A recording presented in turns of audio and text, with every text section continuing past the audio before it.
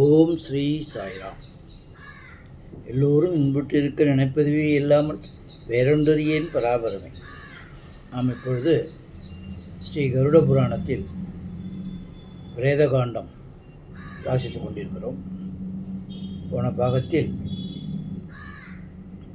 அதாவது பிறர் பொருளை கவர்வது, பிறர் பொருளுக்கு ஆசைப்பட்டு பிறர் பொருளை வாங்கி கொண்டு ஏமாற்றுவது, அது பணமாக இருந்தாலும் சரி, பொருளாக இருந்தாலும் சரி, எதுவாக இருந்தாலும் சரி, பிறர் பொருளுக்கு ஆசைப்பட்டு அதை செய்பவன் என்னென்ன தண்டனையெல்லாம் அடைவான் அப்படிங்கிறத பற்றி பகவான் ஸ்ரீமன் நாராயணன் கருடருக்கு எடுத்து வைக்கிறார்.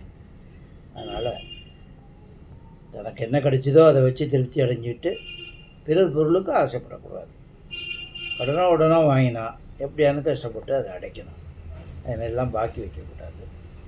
அதேமாதிரி அந்த பொருளை அபகரிக்கிறதுக்கும் ஆசைப்படக்கூடாது அப்படிங்கிறத பற்றி சொன்னதை பார்த்தோம். இப்போ மேலும் பொருள் மீதுள்ள ஆசையால் கபடமாக நட்பு கொண்டு அந்தனருக்குரியதை அபகரித்தவன் நெடுங்காலம் நரகத்தில் உழல்வான். இரும்பு பொடியையோ கருங்கற் பொடியையோ விஷத்தையோ உண்டு ஒரு வினையால் ஜீரணம் செய்து கொண்டாலும் கொள்ளலாம். பிராமணர் பொருளை உண்டு ஜீரணம் செய்ததற்கு மூவுலகிலும் ஒரு வினையும் இல்லை. தெய்வத்தின் பொருளை அபகரித்தாலும் வேதியரது பொருளை அபகரித்தாலும் அந்த விப்ரரை அவமதித்தாலும் அவ்வாறு செய்தவனின் குலம் நாசமடையும். சாஸ்திர பயிற்சியும் உத்தம ஒழுக்கம் உடைய உத்தம பிராமணனை பிறர் ஆராதித்து வரும்போது அவற்றை சிறிதும் அறியாத நிலையில் அந்த பிராமணனை அவமதித்தால் தோஷமில்லை. அது தெரியாமல் யாருமே அவமதிக்கூடாது. தெரியாமல் அதுமாரி இது பண்ணாலும் அது தோஷம் இல்லை. ஆனால் பொருளை அபகரித்தாலோ அவங்கள ரொம்ப இது பண்ணாலோ அதுக்கு உண்டு. பிராமணனா பிரம்மத்தை அறிந்தவனுங்கிறது ஒரு பொருளும் உண்டு. அதுமாரி பக்தி உள்ள பக்தர்களும் உண்டு. பக்தி இல்லாதவங்கள கூட மனுஷனாக இருந்தாலும் கூட யாராக இருந்தாலும் யாரையும் அவமதிக்கிறத கூடாது. அதுதான் முக்கியம். சத் பிராமணனுக்கு தானம் கொடுப்பது யாகத்தியில் தேவர்களுக்கு ஆகுதி கொடுப்பதை ஒக்கும். அசத்தான பிராமணனுக்கு கொடுப்பது சாம்பலில் ஆகுதி செய்வதை ஒக்கும். சாம்பல் வரும், சாம்பலில் போய் நெய்யை ஊற்றி இது பண்ணாக்கா, ஹோமம் பண்ணாக்கா என்ன ஒன்றும் பிரயோஜனம் இல்லை அப்படிங்கிறார். அதனால் அது நல்ல உங்களுக்கு கொடுக்கணும். அதுமாரி பார்த்து கொடுக்கணும். அதான் பாத்திரம் இருந்து பிச்சை கொடுக்கணும் அப்படிம்பாங்களே, அது இந்த அர்த்தம் தான் போல இருக்குது. சங்கராந்தி புண்ணிய காலத்தில் தான தர்மங்களை செய்தால் அவற்றை ஆதித்தன் அளவில்லாமல் விருத்தி செய்வான். அதாவது சூரியன்.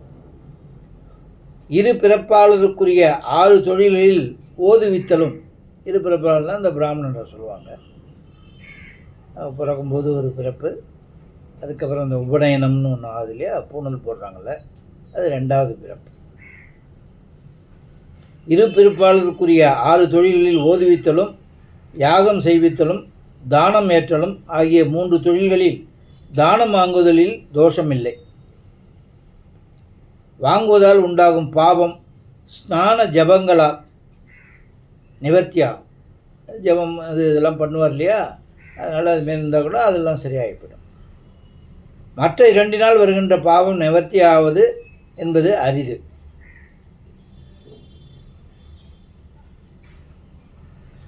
அதாவது இருப்பிழப்பாளர்களுக்குரிய 6 தொழில்களில் ஓதுவித்தலும் யாகம் செய்வித்தலும் தானம் ஏற்றலும் ஆகிய 3 தொழில்களில் தானம் வாங்குதலில் தோஷமில்லை. வாங்குவதால் உண்டாகும் பாவம் ஸ்நான ஜபங்களால் நிவர்த்தியாகும். மற்ற 2 அப்படின்னா அந்த இது ஓதுவித்தல் யாகம் செய்தல் தானம் ஏற்றல் 3 இருக்கு இல்லையா, மற்ற 2 ஓதுவித்தல் யாகம் செய்தல், மற்ற 2 வருகின்ற பாவம் நிவர்த்தியாவது என்பது அரிது. அதில் தான் பாவம் செஞ்சாகும். ஒழுக்கத்திலிருந்து நீங்காமலும் பராண்ணம் புசிக்காமலும் உள்ள பிராமணன் கடல் சூழ்ந்த பூமி முழுவதையும் தானமாக வாங்கினாலும் அவன் தோஷத்திற்கு உட்படாமல் தானம் கொடுத்தவனுக்கு விசேஷ பயன்கள் ஏற்பட செய்வன.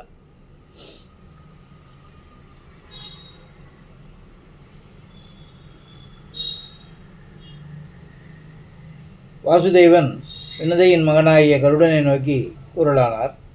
வைனதேயா, 4 வயதுக்கு மேல் 12 வயது வரையில் குழந்தைகள் செய்கின்ற பாவங்கள் அக்குழந்தைகளின் பெற்றோரையே சேரும்.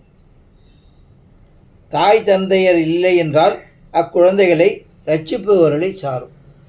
4லேருந்து 12 வரைக்கும். அத்தகைய பாவங்களுக்காக அவர்கள் பிராயச்சித்தம் செய்து கொள்ள வேண்டும். பாவம் செய்யும் குழந்தைகளுக்கு பாவமில்லை. குழந்தைகளை அரசன் தண்டிக்கக்கூடாது.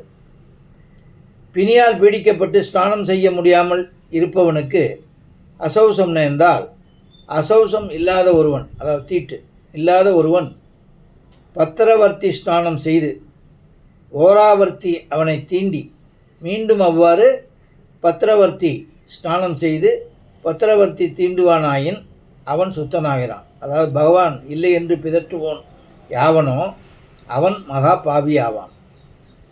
அவனுக்கும் துர்மரணம் அடைந்தவனுக்கும் உத்தரகிரியை செய்ய வேண்டியதில்லை. அவ்வாறு இறந்தவன் யாகம் செய்தவன் அக்னியை தண்ணீரிலும் ஔபாசனத்தை நாற்சந்தியிலும் எரிய வேண்டும். பிறகு வருஷம் முடியும் சமயத்தில் தயவுடைய அவன் மகன் சுக்லபட்ச ஏகாதசியில் ஸ்ரீ விஷ்ணுவையும் யமனையும் ஆராதித்து மரித்தவனை குறித்து 10 பிண்டங்களை போட்டு அவற்றை எடுத்துக்கொண்டு நதி அல்லது நீர்நிலைக்கு சென்று அவற்றை புனலில் போட்டு தெற்கு முகமாக நின்று மரித்தவனுடைய பெயரை 3 முறைகள் இறைந்து சொல்லிவிட்டு நீராடிவிட்டு சென்று உபவாசம் இருக்கணும். வீட்டுக்கு சென்று உபவாசம் இருக்கணும். இருந்து மறுநாள் வேத சாஸ்திரம் ஓதிய 7 அல்லது 5 பிராமணர்களை வரித்து மத்தியானத்தில் வடக்கு முகம் அவர்களை ஆசனத்தில் உட்கார வைத்து ஆராதித்து பீதக ஆடை பிராணனை பூஜித்து அவ்வந்தனர்களுக்கு போஜனம் செய்வித்து சாப்பாடு போட்டு ஸ்ரீ விஷ்ணுவுக்கும் பிரம்மனுக்கும் உத்திரனுக்கும் தூதருடன் வந்த யமனுக்கும் மரித்தவனுக்கும் கிரமமாக 5 பிண்டம், ஒவ்வொருத்தருக்கும் 1 வீதம் வைத்து இறந்தவனுடைய பெயரையும் கோத்திரத்தையும் கோத்திரம்பாங்க இல்லையா, அது சொல்லி ஸ்ரீ விஷ்ணு நாமங்களை சொல்லி மாய்ந்தவன் பிதர்களுடன் சேராததால் அவனது 5ஆம் பிண்டத்தை எடுத்து அகற்றி பிறகு நமஸ்கரித்து தானங்களை கொடுத்து மேலே சொன்ன பிராமணர்களின் மரித்தவனின் ஸ்தானத்தில் இருப்பவனுக்கு அதிக தட்சிணை கொடுத்து, ஒவ்வொருத்தரையும் அதில் மருத்துவனுக்காக ஒரு பிராமணரை இது பண்ணி அந்த ஒரு பேரெல்லாம் சொல்லி அவர் சொல்லுவாங்க. அது அவருக்குள்ளே அவர் இருக்கிற மாதிரி ஐதீகம். பகவான் திருப்தியடைந்து சுவிச்சிக்க வேண்டும் என்று பிரார்த்தனை செய்து அவ்வந்தனர்களை பிரதர்ஷன நமஸ்காரம் செய்து பிறகு தெற்கு முகமாக இருந்து தர்ப்பணம் செய்ய வேண்டும். இன்னமும் சிறப்பாக செய்ய வேண்டும் என்று புத்திரனுக்கு மனவிருப்பம் இருந்தால் ஸ்வர்ணத்தில், தங்கத்தில் சர்ப்பம் செய்து சாஸ்திரம் விதித்துள்ளபடி யாவும் செய்யலாம் என்றார் திருமால். யாருக்கு? மகாபாவி, பகவான் இல்லை என்று பிதற்றுவானே அவனுக்கும் துன்பம் அடைந்தவனுக்கும் இப்படியெல்லாம் பண்ணணும் அப்படின்னு சொல்லியிருக்கு. ஷட்குண பரிபூர்ணனாகிய பகவான் கருடனை நோக்கி கூறலானார். காசிபன் மகனே, புத்திரன் முதலியோர் தன் தாய் தந்தையர்களை குறித்து ஆண்டுதோறும் சிரார்த்தம் செய்ய வேண்டும். தந்தை தன் மகனுக்கும் தமையன் தன் தம்பிக்கும் சிரார்த்தம் செய்யும்படி நேரிட்டால் தன் தலைமுறையில் உள்ளவரை குறிக்காமல் இறந்தவனை குறித்து மட்டுமே செய்ய வேண்டும்.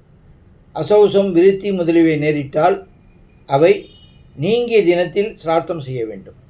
இடையில் அதான் தீட்டு வந்ததுன்னா தீட்டு எத்தனை நாள் ஒன்று ஒருத்தருக்கும் குறிப்பிட்டிருக்கு இல்லையா, அது முடிஞ்ச உடனே அதை பண்ணணும்.